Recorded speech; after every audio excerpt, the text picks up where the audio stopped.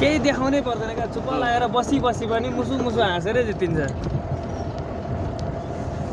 होइन अहिले सबै युवाहरूले एकचोटि बालेनलाई मन पराएको छ। बालेन सबै युवाको मञ्चमा बस्नु।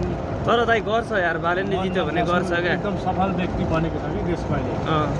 गर्छ हुँदैन नै यस्तो भन्ने त छैन।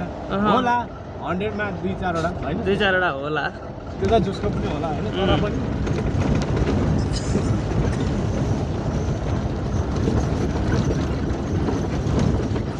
म चाहिँ भन्छु सब युवाहरूले चाहिँ घन्टीमै भोट चाहिँ दियोस्।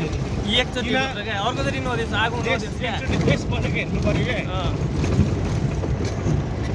काठमाडौँ जत्तिकै काया पलट गरिदियो, दिन रातै चेन्ज गरिदियो, राति नै दिनै चेन्ज गरिदियो भने चाहिँ दाइ खत्रै हुन्छ है। अहिलेसम्म नेपाली काङ्ग्रेस एमाले बुढापाका